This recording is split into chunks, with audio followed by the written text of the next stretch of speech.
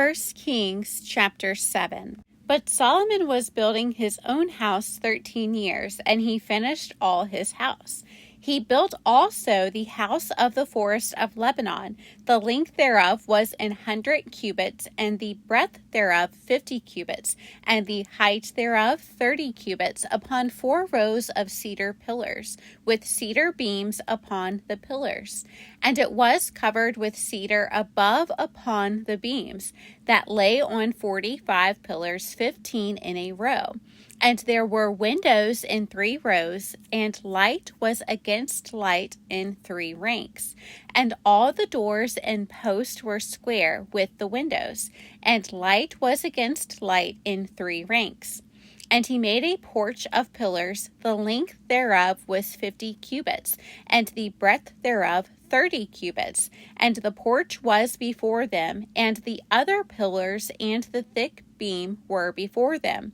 And he made a porch for the throne where he might judge, even the porch of judgment, and it was covered with cedar from one side of the floor to the other. And his house where he dwelt had another court within the porch, which was of the like work.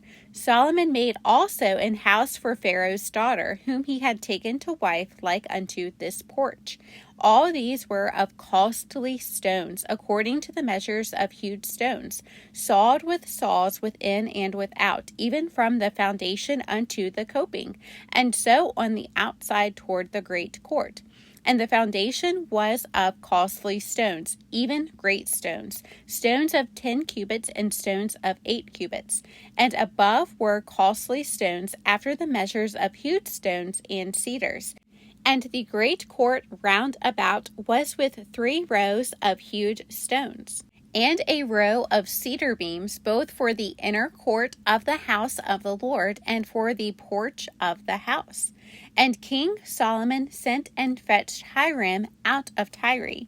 He was a widow's son of the tribe of Naphtali, and his father was a man of Tyre, a worker in brass.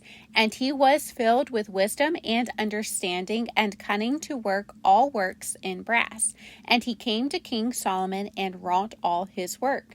For he cast 2 pillars of brass of 18 cubits high apiece, and a line of 12 cubits did compass either of them about. And he made 2 chapiters of molten brass to set upon the tops of the pillars. The height of the one chapiter was 5 cubits, and the height of the other chapiter was 5 cubits. And nets of checker work and wreaths of chain work for the chapiters which were upon the top of the pillars, 7 for the one chapiter, and 7 for the other chapiter. And he made the pillars and 2 rows round about upon the one network, to cover the chapiters that were upon the top, with pomegranates, and so did he for the other chapiter. And the chapiters that were upon the top of the pillars were of lily work in the porch, 4 cubits. And the chapiters upon the 2 pillars had pomegranates, also above, over against the belly, which was by the network. And the pomegranates were 200 in rows round about upon the other chapiter. And he set up the pillars in the porch of the temple, and he set up the right pillar, and called the name thereof Jachin. And he set up the left pillar, and called the name thereof Boaz. And upon the top of the pillars was lily work, so was the work of the pillars finished. And he made a molten sea, 10 cubits from the one brim to the other. It was round all about, and his height was 5 cubits, and a line of 30 cubits did compass it round about. And under the brim of it round about there were knops compassing it, 10 in a cubit, compassing the sea round about. The knops were cast in 2 rows when it was cast. It stood upon 12 oxen, 3 looking toward the north, and 3 looking toward the west, and 3 looking toward the south, and 3 looking toward the east, and the sea was set above upon them, and all their hinder parts were inward. And it was an hand breadth thick, and the brim thereof was wrought like the brim of a cup, with flowers of lilies. It contained 2,000 baths. And he made 10 bases of brass. 4 cubits was the length of one base, and 4 cubits the breadth thereof, and 3 cubits the height of it. And the work of the brass was on this manner. They had borders, and the borders were between the ledges. And on the borders that were between the ledges were lions, oxen, and cherubims.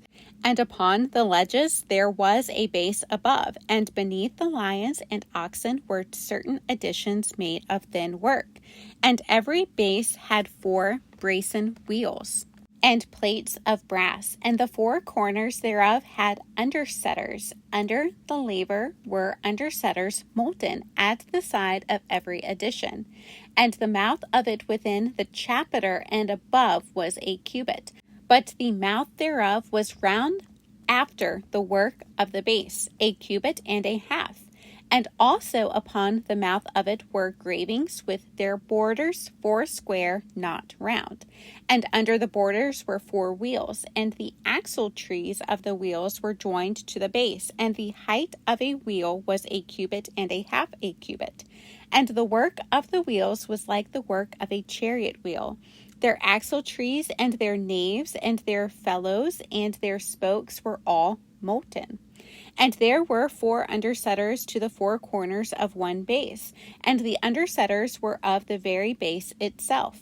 And in the top of the base was there a round compass of half a cubit high, and on the top of the base the ledges thereof and the borders thereof were of the same. For on the plates of the ledges thereof and on the borders thereof he graved cherubims, lions, and palm trees, according to the proportion of every one, and additions round about. After this manner he made the 10 bases. All of them had 1 casting, 1 measure, and 1 size. Then made he 10 lavers of brass.